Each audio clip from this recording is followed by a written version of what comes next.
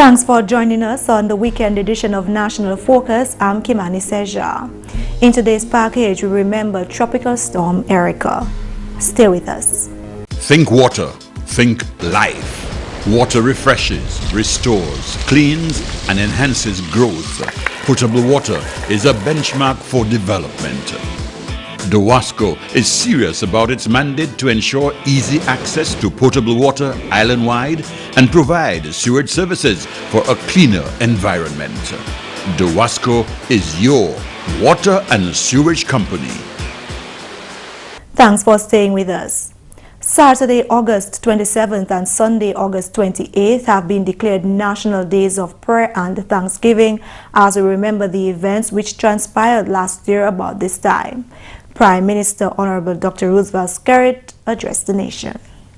Infrastructural damage can be repaired, and indeed our surroundings can and will be made better than before. But the emotional impact of Tropical Storm Erika shall forever be with us. Those who died have left a void that can never be filled. I believe it is incumbent upon us to intercede unceasingly on their behalf and to celebrate their lives. In this regard, the government has deliberately not opted for a sole commemorative national activity. Though this would be impactful, this would not be as far-reaching as if every single Dominican made it his or her duty this weekend to offer a word of prayer and thanksgiving in memory of those who perished in the encounter with Erika, and also to pray for an ease in the physical and emotional pain still experienced by thousands in our midst. I would therefore like to request all churches in Dominica to include in their services this weekend a special prayer for the victims of Tropical Storm Erika. 30. The number of lives lost in Dominica in what can be called the deadliest natural disaster since Hurricane David in 1979. August 27, 2015 will forever be entrenched in the minds of people of this island nation as one of the worst days. The day hundreds of Dominicans lost everything. The day when the island was set back $500 million in infrastructural damage. The day when 90% of the country's GDP was washed away. Tropical Storm Erika dumped more than a foot of rain, resulting in massive land slippage that swept everything in its path. Rivers burst their banks and raged into communities, taking over homes, businesses, schools, decimating roads and bridges, cutting off communities, and worst of all, claiming lives. 30 Dominicans were not fortunate enough to make it through to the next day. 30 men, women, and children's lives were cut off. The community of Petite Savane, which was worst affected by the storm, suffered the loss of 19. Raphael Daru, Jonathan Antoine, Simon Laurent, Davine Baron, Miriam Daru, Gwyneth Antoine of Petite Savane, all confirmed deceased. Still of Petite Savane, Victor Fontaine, Cecilia Fontaine, Alex Fontaine, Jonas Antoine, Maxime Popon, Angelo Antoine, Akela Henry, David Gist, Stephen Roberts, Melina Daru, Augustina Daru, Neron Daru, who was only 11, and Andrew Daru have never been found. Andrew Daru was a staff member of the local government division as District Development Officer for the South. He was also known as a cultural icon. Andrew has always been a community guy, always been somebody who will, look up to, he'll always be somebody who will, always care for other people, And that is one thing with Andrew, is he was always somebody who was willing to do voluntary work, and we have to give him that. And he's always, whenever it comes to community work, he's always forward in this regard. And he was an easygoing person, well loved by his people, by the entire community. And he was also a church-going person as well, you know. I saw the members of the Catholic Church miss him dearly as well. Fabian Fontaine lost 13 members of his family, including his mother, father, and brother. I miss Neron Darrow a lot, though I was much older than him. He was about like 9, 10. But we used to, you know, every afternoon after I from school, he used to come by me and we used to, you know, make jokes and play. Even sometimes he tell me to come watch cartoons with him. I used to go and watch some cartoons with him. My mother and father, they were together for all their lives, I would say. They got married very young, at the age of 22. They were really just people. And that's the only thing I like, you know. You grow up among your mother and father in religion, they will teach you how to pray or whatever things that is necessary to do to keep you in line and tune with God, and you know. And I always thank God for them that they have put me in a path that I'm about God and to not to be too wayward in life. It was tough for Honorable Member of Parliament, Dr. Kenneth Daru, who lost 19 people from his constituency. He too lost family members, and 1 year later, the loss is still painful. As Member of Parliament, as I said, every now and then, especially when I go through documentaries or videos or audio, you know, pictures, you know, as to that day, you know, it always brings back, I said, really sad memories. Sorry. But I think 1 year later we would have, can I? Sorry.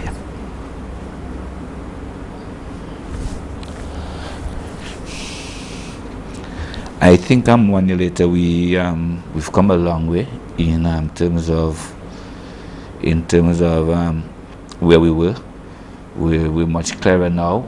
We would have seen the complete resettlement of the DB community, who we shouldn't forget were also affected and had to be completely evacuated also. And we're well on track to start in fact the project to relocate PD7 would have already started.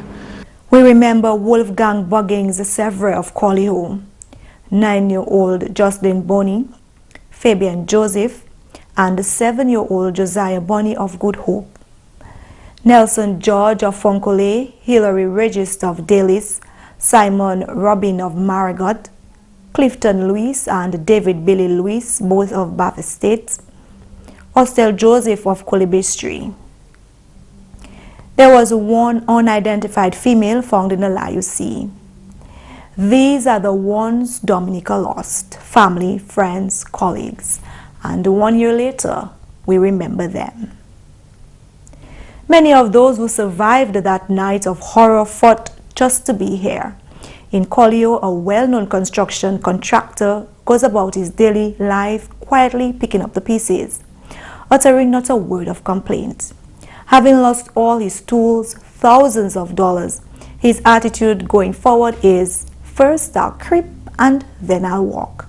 This hard-working man saved for 4 years from the age of 9 to buy a $2,600 chainsaw to help his mother make charcoal for a living. Storm Erika took away even that sentimental token. 1 year later, GIS News celebrates life with Monison Rudet. Thanks God for life in the first place, for me to have life today, to live to see another day. And what I could remember, waking up that morning early, about after 3, I'm an early bird man, always outside early working, start working all 12, 1, 2. And that day was a special day, as I can remember. I'll always remember that day. I'll never forget that day. August 27th, I'm an August born, 18th August. And it happened in August. So I can't forget that day. Will be tomorrow, 1 year after the storm. And wake up early that morning, I was outside, a little rain falling, not heavy, knowing I build on the riverside, leaving in Colio and living from after I built on the riverside. I know the river for the past how many years I'm living in Colio, and I'm right on the riverside now. So I know that river so well. Never believed that river would reach so high. And I'm on the outside cleaning, looking for things to do away with, cleaning. And all of a sudden, here comes water. I'm seeing water, excess water. And all I could do is run. I can't go back to the house because what I know, I'm living on the riverside. I couldn't go back because I don't know what's at the back of me. So I went forward and I started running. I had to swim. From my house, I had to swim. And where I was at the time is right in a road. I tried moving one of my vehicles. The last vehicle I bought was a RAV. And it was maybe 3 months since I had that RAV. And I tried moving that RAV, and I couldn't because the river was passing right in the road where I had to pass with the RAV. And I couldn't, so I put it back, and then the river came heavier. And there was a wall above my house.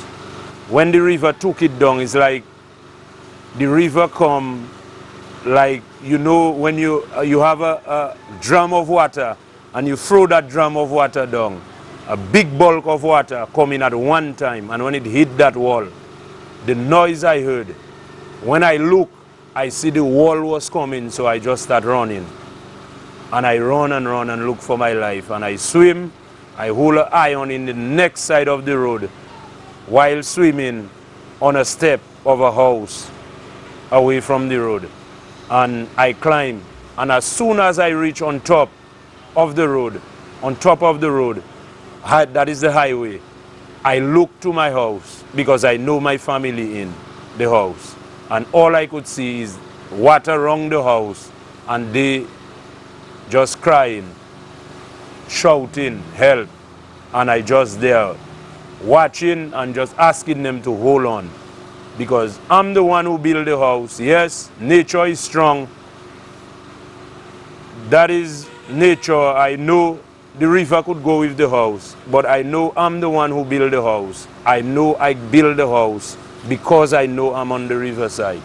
So I build it solid enough for if I get excess water, the house can hold that strain and not get damaged so that the house could break and get down.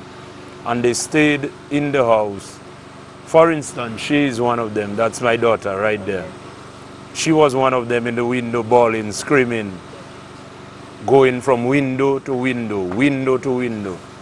And I wait, watching them never go away where they couldn't see me to get them more nervous. I never did that. I stayed on the highway. I walked through the highway praying, asking God to calm the water. And as soon as I see I could get into the building, I asked for a ladder, somebody to give me a ladder, make me get a ladder because I'm ready to get into that building to take them out. As soon as I get that ladder, I get 2 guys to help me. I tell them so already. They tell me anytime I'm ready, come and call them. I send somebody to call them, and then another guy comes on his own while we was going to do the event. And I take that ladder. I had to cross one river, that is where the road passing. There was a river by itself, apart from the normal river by my house. I had to cross a river, get to the neighbor's house, and from the neighbor's house, then I can rest the ladder on the neighbor's house in the veranda and rest to my house. And then it's a double ladder. I break the ladder in 2. I go with one ladder, I get it safe on the next side. I go back, I take the other one, and I bring it again. Now, I have to take those chances. Somebody will take those chances for you. and I was the one, because it's my family. I will give it to somebody to cross the river, they won't. I have to take those chances, and I take that chance. And yes, today I could still say thanks God for life, because I'm alive. And I assembled that ladder again, put it to the window, and as soon as I was climbing, I don't know, he's there working with me today. A young guy just come out from, I don't know where, from nowhere. And while I was climbing, I just feel somebody hold me. And he just hold me. And he tell me, let me go instead, I'm smaller than you. That was somebody who sent by God. Because no one, as I tell you before, would take that chance. And he take that chance and do that for me. So, underneath the ladder, I wish you all could have a guy that have it. He take his phone and take that picture. Underneath the ladder is like a sea. There's a sea raging. The river banging against the house and coming back. So there's like his wave. When the river bang on the house, it's coming back. And anytime anything that fall there, you don't see that again. As soon as it fall, it's gone. Banging the river, banging on the house, and it's like a raging sea. And the little boy was the first one. He's right there, the one controlling the mixer, he's right there. That's my little boy too. He was the first one who comes, and he have to go down the ladder by reverse. He can't go by forward. He have to hold the ladder. The guy that run up the ladder there have to set him to reverse one by one step at a time. And when he leave the guy, he's on his own, because the guy standing by the window on a little ledge I give the house on the outside. He's standing right there. He receive them from inside. He hold them. He set them, and then they start going. From the time they leave him, they on their own going back down. And the boy come, I had to cross him back the river again. Take that chance and cross him back the river. Then the girl come, I cross her back the river. Then my girlfriend, when she's so scared, when she reach in the middle of the ladder, a cramp hole in her foot, and she stopped, and nobody have access to her. He don't have access to her. I'm on the hole in the foot of the ladder, have no access to her, because she's in the middle of the ladder, and she stopped. And all of a sudden, she start again, coming down. And when she reached, I asked her what was wrong. She tell me it's a cramp hole in one of her leg, and she couldn't, so all she could do is just stop. And she come down, and then I took her across the river, and then I bring them up. All he says a year later is, thank God for life. Dominica's youngest and most vulnerable were left confused and traumatized, but help poured in the aftermath and continues a year later. Immediately after communities were evacuated, assistance came. The United Nations Children's Emergency Fund collaborated with government and Child Fund Caribbean to help the children come to terms with the trauma. That program was aptly named the Return to Happiness Program. Other organizations subsequently came on board for the sake of the children. We had the children engaged again in storytelling, a lot of painting and drawing, where they were able to express themselves, and further intervention was taken into consideration after they were able to express themselves and say how they felt, and they did that through drawing, a lot of painting, a lot of storytelling, and they just basically told us what they went through and how they see themselves in the future. The first day I went there, it was really hard, because all they were drawing, all they were using was the color brown. And we asked them why did they choose those colors, and they were just talking about the dirt and all the dirt and the stones around them, and how they had to escape, and how they had to stay for hours on roofs or in one area without food, and people dying around them. So it was like that at the beginning. So it was more just brown. They will lose a lot of dark, really dull colors, and the sky was gray most of the time. And then as we went through it, they started painting more like brighter colors, what they wanted to see in their future, and for them the future was bright, and they expected that the future was bright. The Roving Caregivers Program is the flagship program of the Foundation for the Development of Caribbean Children.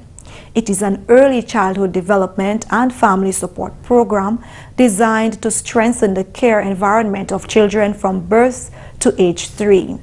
Gis, who is from the community of Bagatelle, explained how she too was traumatized by the effects of the storm and the loss of friends and loved ones, but she had to put her feelings aside to help the young ones who couldn't understand what they had been through. She shared her reaction to what the children had been through. At first you don't want to believe that this actually happened, and you wish it's just a dream, but when you come to reality, it's like I don't know, you just basically have to deal with it in your own way. When I went to the first shelter, it's like I thought, well, maybe I would not have survived the day, at the grammar school, and that is where most of the petite savant children were.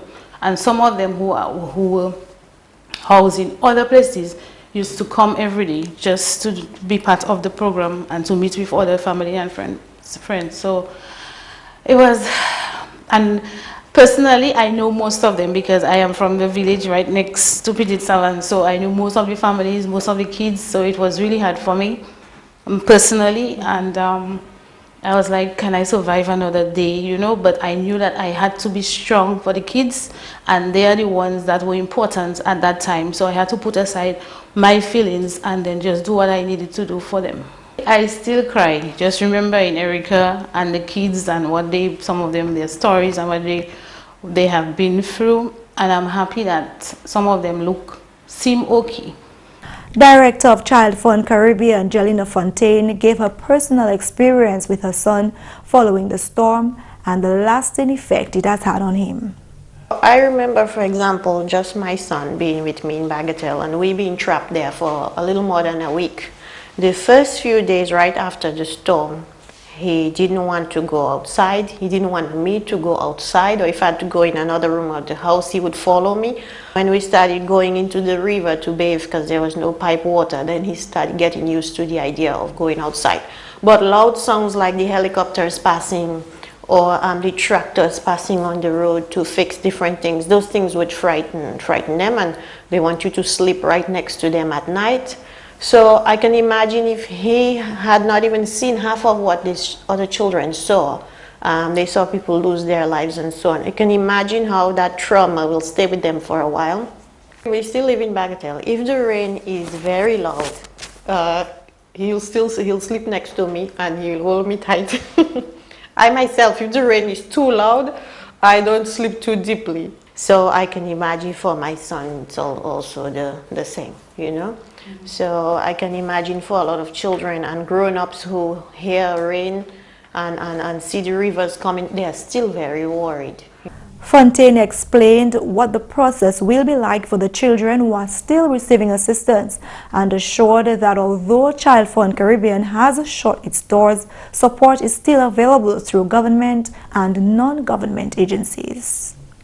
In their daily life, they might look like they're coping, they're functioning, maybe they forget some things, but there will be events that bring back memories sometimes real quick, real fast, real shocking, and so on for the children. The parents have to stay alert for those things. They have to stay in touch with the guidance counselors for the schools, because a lot of referrals were made to guidance counselors in the Ministry of Education, and they worked really hard with some of the children going through those things. I am glad that we assisted the Ministry of Education as well in creating an Excel form that all the schools had to assess the needs of every single child in the school to find out what they lost, what they're missing, what they need because of Erika. And you need to do that to know which ones need help and need it now. because it is advised in development that if you do not take care of children and people's therapeutic needs immediately after a huge emergency or disaster, what you're creating is a longitudinal disaster later on when everything comes back to them and it manifests itself in disruptive kind of behavior and destructive kind of personalities and so on. So we have to address and arrest the situation right during and after the emergencies. And I'm glad that we got to train shelter managers in child protection and humanitarian standards so they know in the future what kind of provisions to have in the emergency shelters, especially for the needs of children. Our Rovers program will still be there through the East Dominica Children's Federation, the Woodford Hill office. They'll still be operating with support from the government.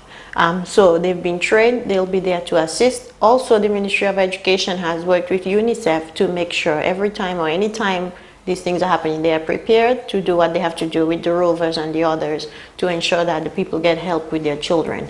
But for the parents, I have to say, do not wait too long when you realize that some things might be traumatizing your child. Some children end up cutting themselves. Some children end up changing their meal pattern or their achievements at school, a lot of different things. And you have to notice it early and go get help from Ministry of Education, Social Welfare, the RCP people, etc. You call those you know so that they can give the children some help. Tropical Storm Erika's devastating effects on Dominica's infrastructure and economy prompted an influx of international assistance. The cliffside community of Dubic was destroyed and residents had to be evacuated to nearby Grand Bay at the community center and the youth center. This posed another challenge, rehousing an entire community. Thankfully, the Bolivarian Republic of Venezuela freely donated 300 prefabricated Petrocasa houses to Dominica. On September 23, 2016, a handing-over ceremony of the 300 Petrocasas took place, leading to the commencement of work in Center Grand Bay, the area chosen for the new Dubic community. 50 of the 300 Petrocasas were meant to house the 135 from Dubic.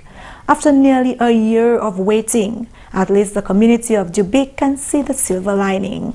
On July 22nd, the families of Dubic entered their new homes in Center Grand Bay.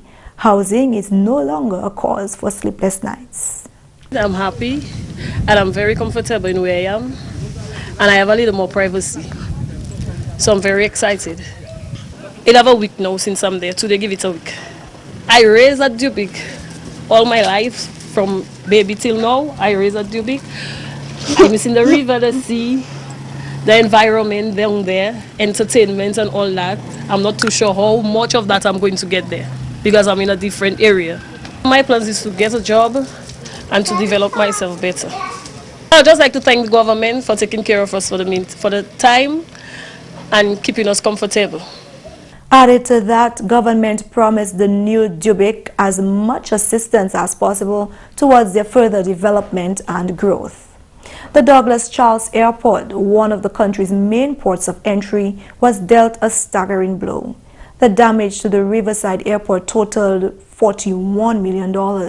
The rehabilitation work encompassed fencing, runway, taxiing apron, landslide access roads, and significant river dredging. Fortunately, there was no significant structural damage to the buildings, and the cleanup efforts, along with repairs and replacing the most essential equipment, took place rapidly. Non-scheduled relief flights and regularly scheduled services resumed on September 18th. Liat Airline resumed operations at Douglas Charles Airport on September 18, 2015, and Seabourn Airline resumed on September 23, 2015. Night landing also resumed soon afterwards at the Douglas Charles Airport. Dominica's Honorable Prime Minister Dr. Roosevelt Skerrit has emphasized that despite the near crippling effect which the freak storm had on the island, development must nevertheless go on. The feeder roads are under construction in Dominica. We'll be providing to the Youth Business Trust in a matter of weeks $1 million to use to guarantee loans for young people who want to get into businesses. We made a commitment to the $1 million, and within weeks that will be available to the musicians, the artists, to use to buy equipment. They love young people who have met, who have exceptional talents, who have their own little operations at their homes, and who saying to me, I would like to upgrade it so we can do recording here in Dominica, we can do our own music. Those persons will benefit. There are people who want to record their own music, they've written music, but they don't have the resources to go to the studios. They will be able to go and get $20,000 at a 3% interest rate and record the music and make $2 million. By going out there and play music, have your own songs. That's what we're doing to create sustainable jobs, to grow the economy. And we're talking about this after a major storm that affected over 90% of our GDP. That notwithstanding the storm, we were able to increase our marketing budget by 8.5. Although it seemed like all was lost when Dominica woke up that August morning, there was still a light ahead. The island progressed from relief to recovery, and progress still continues. In 2015, government had identified the rebuilding of the West Bridge as a priority project to improve the capital both aesthetically and structurally. On April 22nd, the island witnessed the groundbreaking for the new West Bridge. This is part of Phase 1 of the $18.2 million Roseau Enhancement Project. On August 8th, ground was broken for the promised new National Hospital that will help enhance healthcare in Dominica. The $100 million project is yet another light ahead. Honorable Minister for Health, Dr. Kenneth Daru, is elated that Dominica is moving on. High on the priority list of the many plans we presented to you was the commitment to building a new national hospital. And here we are today witnessing the official commencement of this project. Ladies and gentlemen, friends all, just like the postman, we always deliver. And although some said it wouldn't happen, we were never deterred, because this Labour Party administration is always committed to meeting its mandate. And this groundbreaking ceremony here today attests to the seriousness with which we deal with matters of national importance and matters of state. Despite the torrential rain and raging waters of that August 27th storm, Dominica has demonstrated its ability to rise and overcome. That's all for this edition of National Focus. We always welcome your suggestions and comments. Drop us an email at gis@dominica.gov.dm or visit our website news.gov.dm. Like our Facebook page, facebook.com/GIS News Dominica, and follow us on Twitter at GIS Dominica. You can also catch up on past National Focus newscasts on our GIS Dominica YouTube channel. Live streaming is also available on our YouTube channel 24 hours a day. From all of us here on the GIS News Production team, I'm Kimani. Thank you for watching and have a great weekend.